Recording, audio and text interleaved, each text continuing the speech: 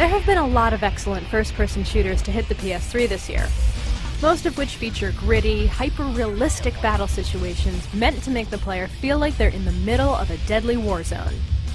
But what I want to know is, where are all the space pirates?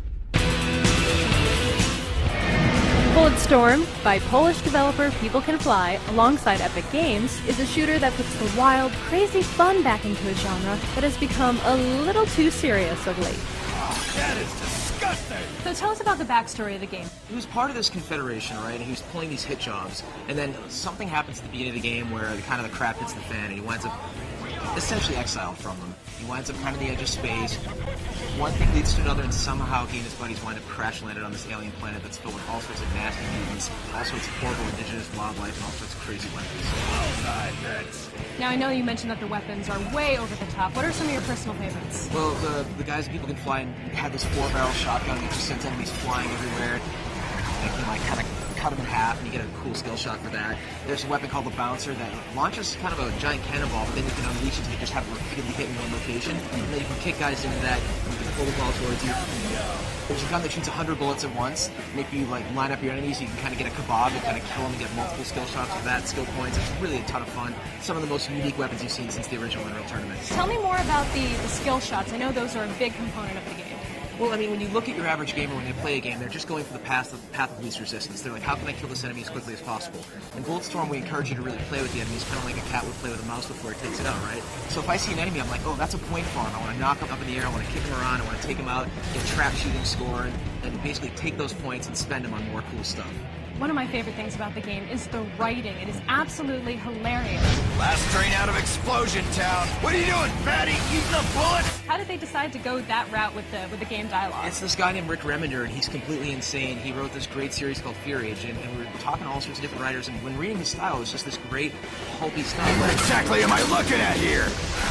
Whatever it is, your buddy's inside it. No, his signal's coming from below. Probably already him out. Quit cheering me up and shoot it! I mean, you're going to see this stuff quoted on forums for years to come. Now, I know you guys are really known for the Unreal Engine, but People Can Fly had their own engine previously. Why did they decide that the Unreal Engine was the right way to go? Yeah, People Can Fly had a certain amount of success with their engine. They did that great game, Painkiller. But we're at the point where it's 2010, and in order to develop a game, you need a set of tools that allows you to be ruthlessly efficient. And that's what Unreal Engine allows us to do. They did a great job on Gears of War PC.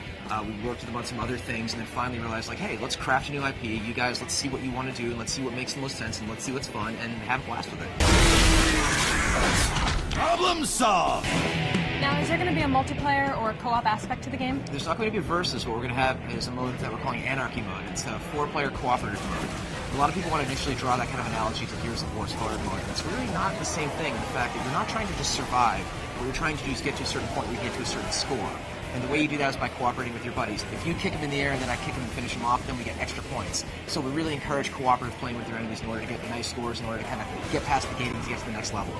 What's Echo Mode? So Echo Mode is a way that you can play the game where you take kind of the best little snippets and the best combat sections from the campaign and play it as fast as you can to kind of get the best points that you can, and then play against your buddies, but kind of in an asynchronous way. So if you play the game like, on a Friday afternoon at 5 o'clock and you get a certain score in the section, I log on that Saturday and I can see that you beat my score.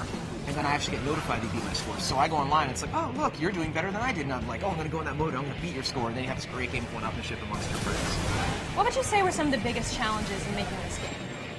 God, the biggest challenge with this game, I think, was kind of getting to the point where we could develop an IP that was fun, something that was pulpy, but it wasn't really over the line, right? There's really a fine line there. If you look at where all the state of shooters are right now, it's this very serious, war never changes, war has changed.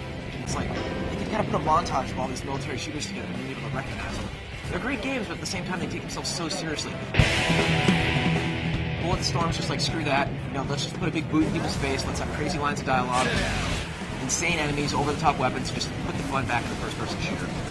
I just think it's hands down one of the most fun games I've played in years. And every time we go to a playtest, we're always hooting and hollering and figuring out all these great things we can do. And I'm really looking forward to the gamers getting hands-on with it. With the biggest, most over-the-top weapons, This place just keeps getting better! alongside dialogue that will have you cracking up while you rack up the points shooting someone's head off, Bulletstorm is one of the most colorful and fun games we've laid our hands on in a while. And with the Cliffy B seal of approval, it's bound to be an ass kicker.